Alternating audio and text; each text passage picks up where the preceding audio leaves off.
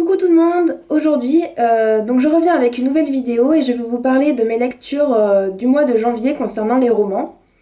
Vous pouvez voir donc derrière moi que le décor a changé puisque à l'endroit où j'étais d'habitude pour tourner les vidéos, il y avait un contre-jour pas possible et j'étais dans l'ombre totale donc on me voyait pas bien. Donc j'ai décidé de me mettre face à la fenêtre, on me verra certainement mieux comme ça.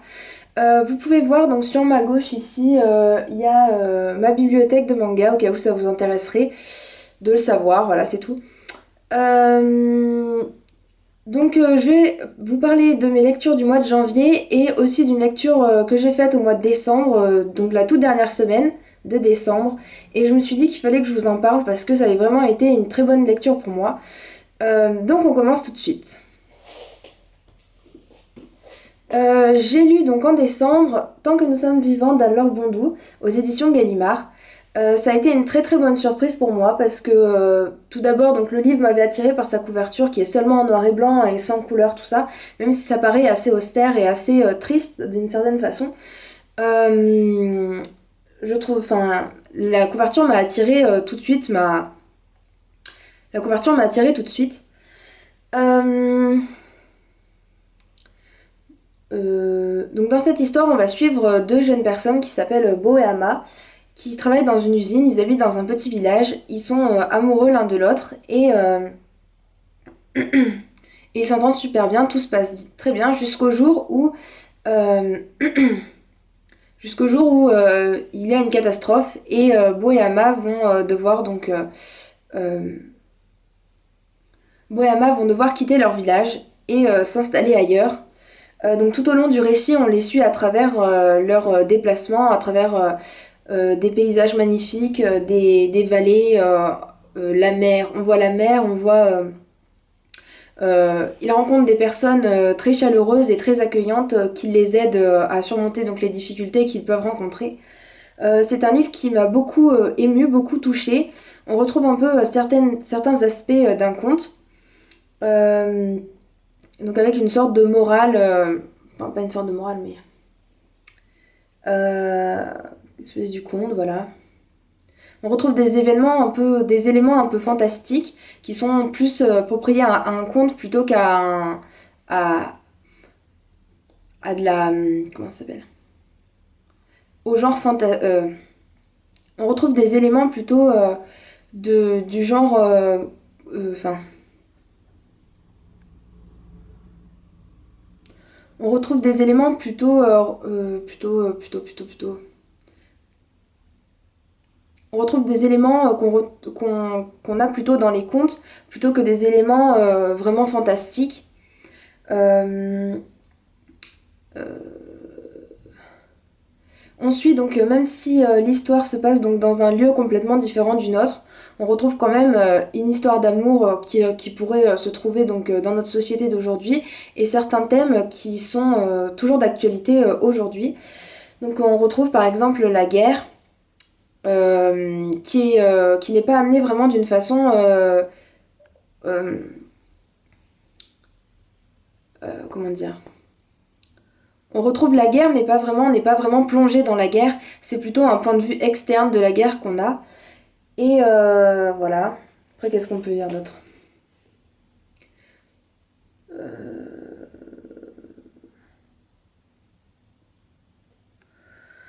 Voilà, je crois que c'est tout, hein. Quelle heure? Attends, 9. Donc c'est un livre qui m'a beaucoup touchée, beaucoup émue et j'ai adoré donc suivre l'histoire des deux personnages. Il y a quelque chose aussi qui m'a assez surprise au départ, c'est que l'histoire est racontée à la première personne du pluriel, donc le nous, et on se retrouve toujours avec donc ce nous, nous étions partis faire ci, tout ça. Et ça m'a un peu choquée, un peu perturbée au départ, puisque on n'a jamais vraiment trouvé ce genre de pronom dans les romans. Euh, et au fur et à mesure et au bout d'un moment, enfin, vers la fin de l'histoire, on se retrouve avec la personne qui raconte l'histoire, et j'ai trouvé que c'était assez spécial, et ça fait de ce roman un roman pas banal, et avec une histoire vraiment qui nous touche, et, et qui est pas ancré dans notre réalité, mais on retrouve certains aspects quand même de notre société et ouais, je sais pas trop comment dire. Donc c'est un livre auquel je m'attendais pas du tout à ce qu'il me fasse cet effet-là. Et je l'ai vraiment beaucoup apprécié. En plus, la plume de l'auteur est vraiment magnifique. Donc je vous le recommande. Je lui ai mis la note de 9 sur 10. J'ai ensuite commencé cette année... J'ai ensuite commencé cette année 2015 avec Confidence d'une fille en colère de Louise Rosette aux éditions Harlequin, collection d'Arkis. Donc dans ce roman, on retrouve plutôt des choses de notre univers, quelque chose de réaliste avec les problèmes de société d'aujourd'hui et des choses de ce genre-là. Donc on va suivre une jeune fille qui s'appelle Rose, qui a 14 ans. Alors je sais que 14 ans au début, ça peut choquer certaines personnes, mais c'est un personnage très mûr pour son âge, qui ne fait pas du tout comme les autres adolescents. Et elle se trouve vraiment anormale comparée aux autres. Elle ne prend pas plaisir à... Elle ne prend pas plaisir à faire comme les autres, à vouloir rentrer par exemple dans le club de cheerleaders ou des choses de ce genre. C'est une fille qui se démarque assez. Ouais. C'est une fille qu'on trouve au premier abord. C'est une fille qu'on voit déjà comme une fille mal dans sa peau, enfin pas mal dans sa peau, mais c'est une fille qu'on sait dès le début qu'elle sera seule et qu'elle aura du mal à s'intégrer dans la société actuelle. Donc cette jeune fille qui s'appelle Rose n'a presque pas d'amis à part sa meilleure amie. Non. Cette jeune fille qui s'appelle Rose a une seule amie, c'est sa meilleure amie Tracy qu'elle connaît depuis qu'elles sont toutes petites, mais leur relation commence à s'effriter puisque Rose n'est pas d'accord pour que Tracy couche avec son petit ami Matt, parce que Matt ne fait que forcer la main en fait à Tracy, et Tracy ne veut pas spécialement... Enfin, parce que Matt pousse Tracy à coucher avec elle, et Tracy ne sait pas trop si elle doit lui faire confiance ou pas. D'un autre côté, donc Rose a une vie familiale assez compliquée puisque son frère est parti... son frère a déménagé de la maison pour habiter donc dans un... Pour habiter... Voilà. Son frère a déménagé pour étudier donc dans une autre ville assez loin de chez eux. Et elle se retrouve seule avec sa mère puisque son père est mort. Sa mère n'est pas trop présente pour elle. Elle essaye... sa mère sa mère pense que le deuil... sa mère pense que Rose devrait faire son deuil toute seule et donc elle la laisse plus ou moins tranquille sans vraiment qu'il y ait de dialogue dans la famille. Voilà. Rose n'a vraiment qu'un seul point d'attache, c'est Jamie Forta, donc de qui elle est amoureuse. De qui elle est amoureuse, je sais pas si ça se dit. Mais malheureusement celui-ci est déjà pris donc par une jeune fille qui s'appelle Regina et qui elle fait partie des cheerleaders. Donc c'est une fille assez populaire, voilà tout ça. Qu'est-ce qu'il y a d'autre? C'est une fille assez populaire. Donc là j'ai déjà fait 5 minutes, il va falloir que je me dépêche. Donc c'est une histoire qui est vraiment très ancrée dans la réalité d'aujourd'hui, dans notre société d'aujourd'hui je trouve. J'ai réussi facilement à me représenter tous les personnages qui ont une caractéristique forte. Par exemple, Matt, c'est bien le gars du lycée qui est vraiment chiant, qui est bête et qui veut mettre toutes les filles dans son lit. On a Tracy qui est un peu le mouton qui suit tout le monde. On a Tracy qui est un peu le mouton qui suit tout le monde, qui suit tous les effets de mode et qui n'a pas vraiment de personnalité à proprement parler. Puis on a Rose qui est... On a Rose qui de son côté essaye de faire de son mieux pour ne pas ressembler à l'alien du lycée. Malgré tout, donc elle subit du harcèlement, des choses comme ça. Il y a des comment ça s'appelle? Il y a des thèmes très forts dans ce livre. Donc comme je le disais, le harcèlement. Il parle du respect des autres, de l'entente familiale, de l'écoute familiale. de, euh, de comment dire? Voilà. J'ai trouvé que même les personnages, les personnages secondaires ont un rôle important à jouer dans l'histoire. Ce n'est pas seulement une histoire qui tourne autour de Rose, tout le temps Rose. Oui. Ce n'est pas une histoire qui tourne toujours autour de Rose. Et j'ai trouvé ça plutôt pas mal, du point de... j'ai trouvé ça plutôt pas mal. Euh, Donc ça a été une bonne lecture pour moi et je lui ai mis 7,5 sur 10. Donc, alors, je me dépêche parce que là... Si j'ai commencé à 35, ça fait déjà 10 minutes. Alors, j'ai continué le mois de janvier avec Legend de Marie-Lu que j'attendais avec impatience, donc aux éditions Castlemore. Ça a été un livre que j'attendais donc avec impatience parce que plein de booktubeuses, plein de booktubeurs ont dit qu'ils avaient adoré cette série. Et finalement, j'ai pas été si emballée que ça. J'ai pas été si emballée que ça parce que je m'attendais à ce qu'il y ait plus d'action, plus de moments où on se posait des questions, plus de moments où l'auteur nous emmenait dans un chemin et nous disait finalement ah non voilà je vous ai trompé, je vous ai berné et c'est pas du tout comme ça que ça se passe. Et j'ai trouvé que tout était plus ou moins prévisible. C'est ce qui m'a un peu c'est ce qui m'a comment dire.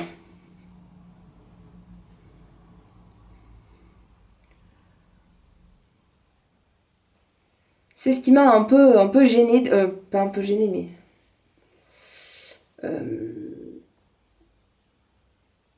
c'est ce qui a fait que je n'ai pas complètement apprécié ma lecture à 100%.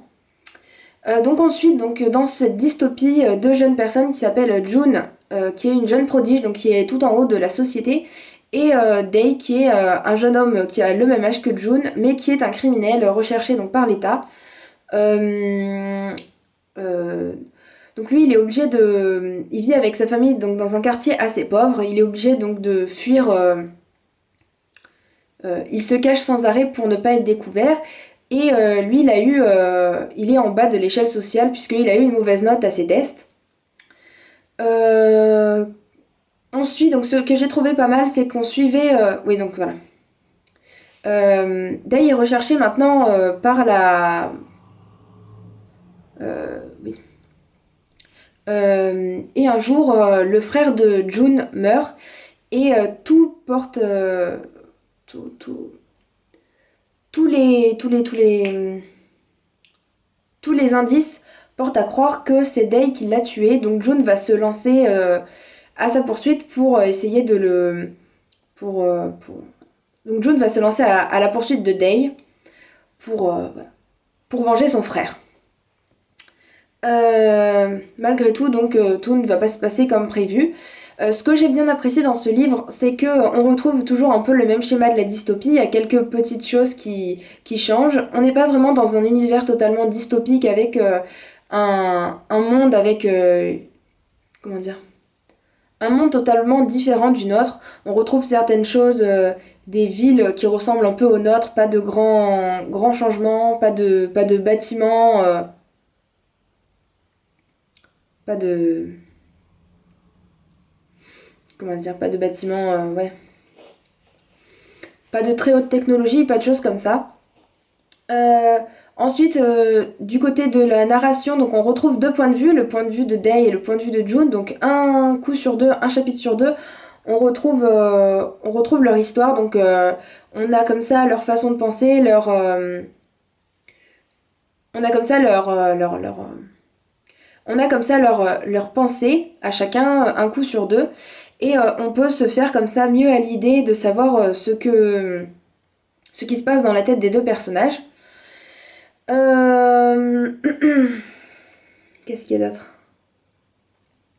Malgré tout, donc j'ai dit tout à l'heure qu'il y avait peut-être pas beaucoup d'action, mais en fait si, il y a... Enfin, j'ai retrouvé quand même pas mal d'action dans ce premier tome, mais je pense que vu qu'il est très court, il fait un peu plus de 200 pages, c'est surtout un tome, je pense, introductif, qui permet donc juste à nous placer dans le lieu, nous montrer les personnages, leur personnalité et commencer bien à les connaître pour ensuite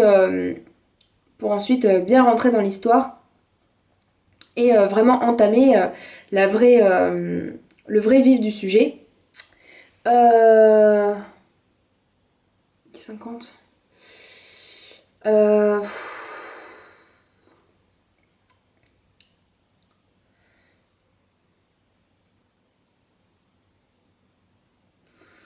Je sais plus ce que je voulais dire.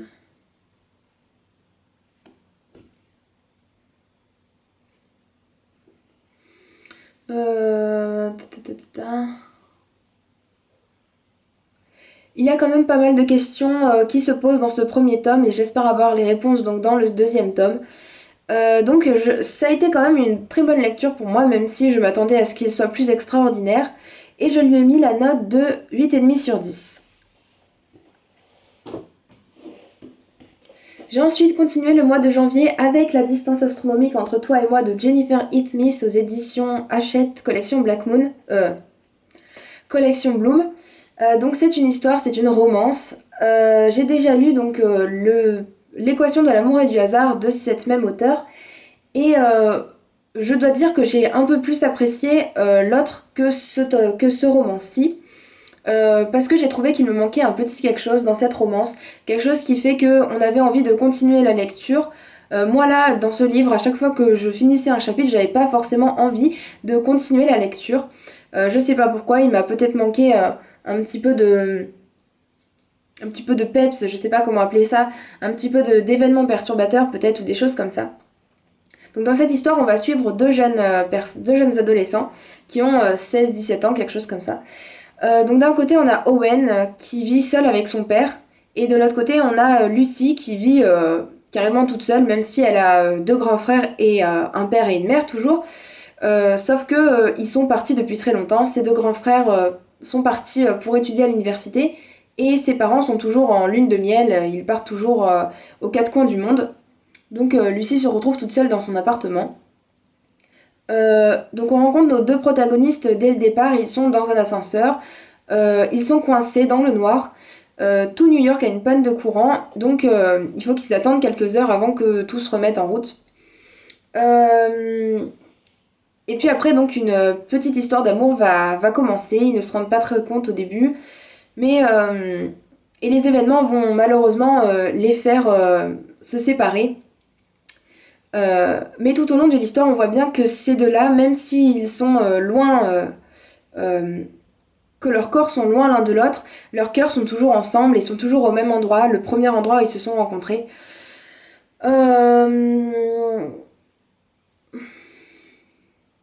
Donc cette lecture a été une petite lecture, cette lecture a été assez sympathique pour moi, même s'il m'a manqué quelques petites choses,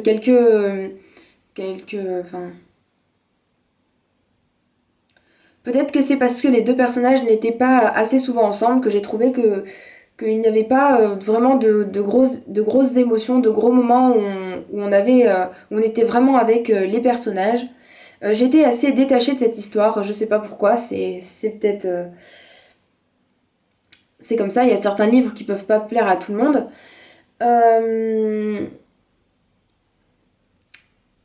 Donc voilà. Donc ça a été une lecture assez sympathique pour moi, même si il m'a manqué cette petite chose qui fait que ça aurait été une lecture un peu plus que sympathique. Donc je lui ai mis la note de 6,5 sur 10. Ça va être vite fait ça. Alors. Ensuite j'ai fini le mois... non. Ma lecture...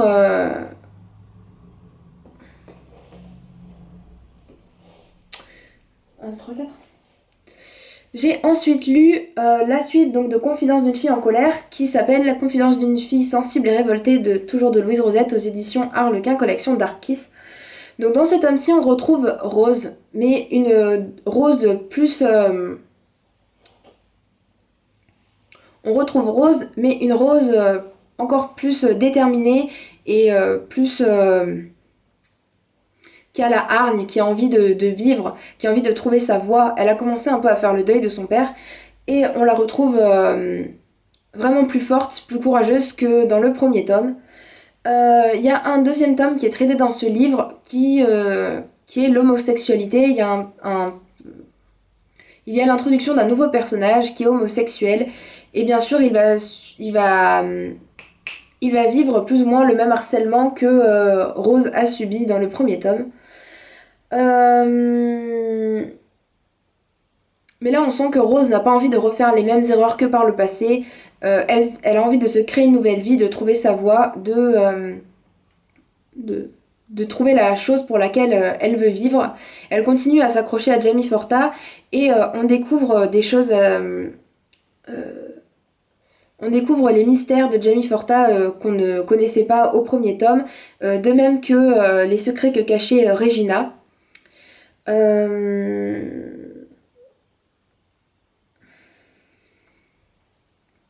Donc ça a été une bonne lecture pour moi. Je sais pas comment dire. Ça a été une bonne lecture pour moi dans la lignée du premier. Sauf que j'ai un peu regretté la fin la fin qui laisse un peu tout le monde deviner ce qu'il veut. Et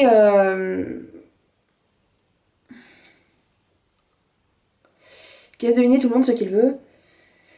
Et une fin qui est pas vraiment très intéressante, je trouve. Enfin, je sais pas. Rose, comment, qu'est-ce que je pourrais dire? Attends. On sait toujours pas ce que pense Jamie Forta de Rose, s'il continue à la faire tourner en bourrique ou si finalement il l'aime bien, s'il veut d'elle ou s'il veut pas d'elle, on sait pas trop. Et j'ai trouvé que c'était un peu dommage parce que j'aurais voulu que les deux finissent ensemble, c'est sûr, mais d'un autre côté, Jamie Forta a été un personnage que j'ai vraiment pas aimé du tout. Je dirais pas détesté parce qu'il avait quand même certains côtés qui étaient sympathiques, mais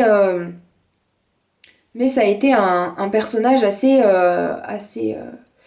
mystérieux et avec des actes assez contradictoires.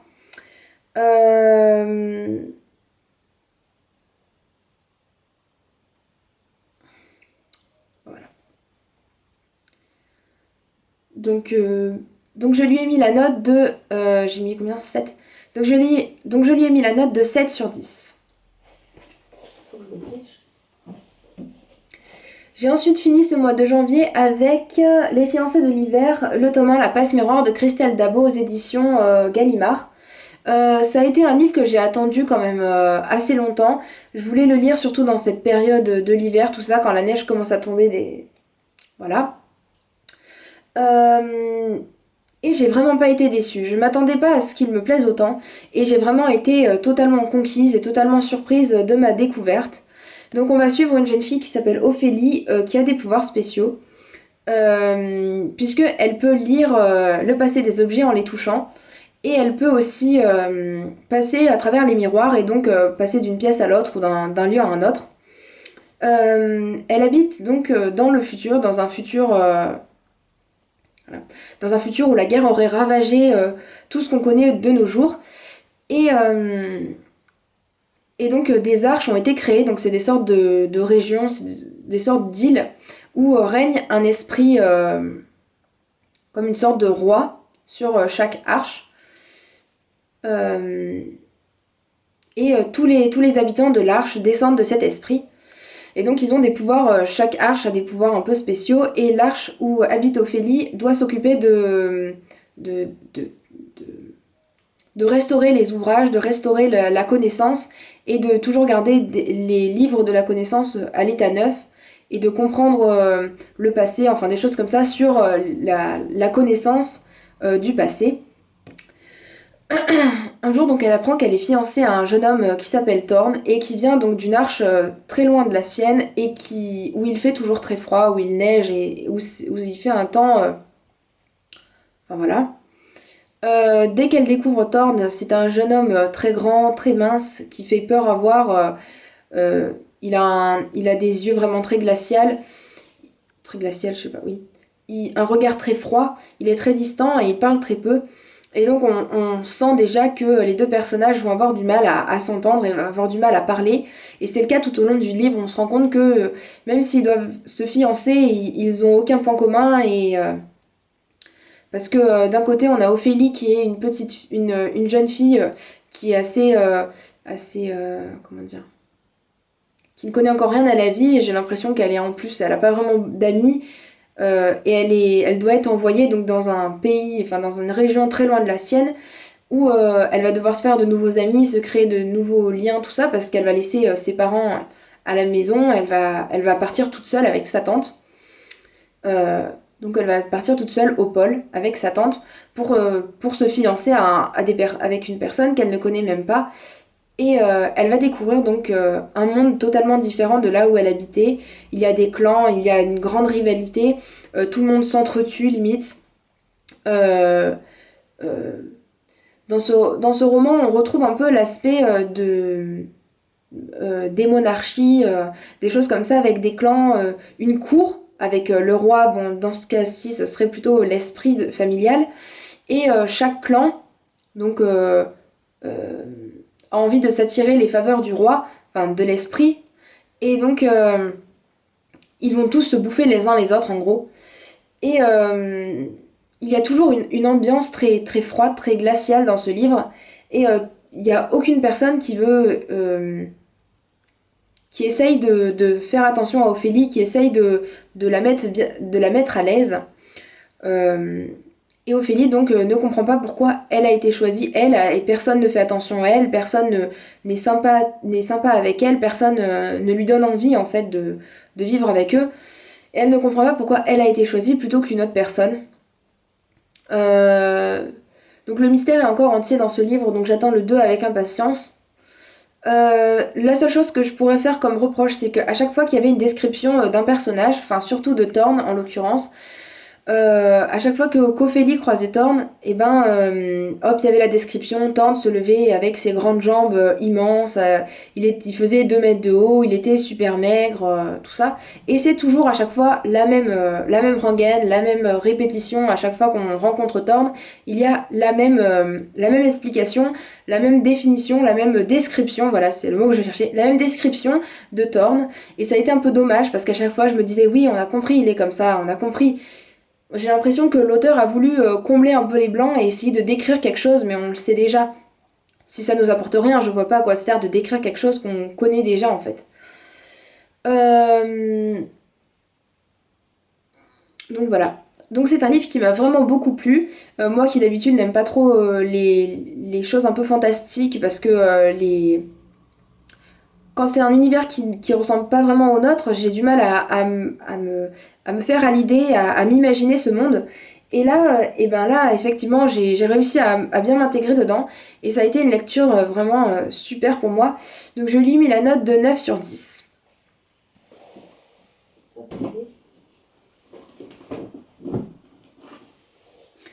Voilà, donc c'est tout pour ce que j'ai lu ce mois de janvier. Et donc si vous voulez savoir, donc voilà. Donc voilà, c'est tout pour le mois de janvier. Donc pour le moment, je suis en train de lire le tome 1, donc l'imposteur de Suzanne Winacker aux éditions Robert Laffont Collection R. Donc pour le moment, j'en suis la centaine de pages. J'en suis vers les 100 pages quoi. Et c'est un livre qui me plaît bien, malgré le fait que... Enfin, c'est un livre qui me plaît bien. Dès le début, on rentre carrément dans l'histoire et on est à fond dedans et on sait déjà... on s'attend déjà à un livre plein d'action. Et donc pour le moment, c'est un livre qui me plaît bien. Donc je vous en parlerai donc dans mon bilan du mois de février. Voilà, donc c'est tout pour cette vidéo. J'espère vous revoir très bientôt dans une autre vidéo. Et je vous dis à bientôt alors. Ciao ciao! J'espère juste que ça...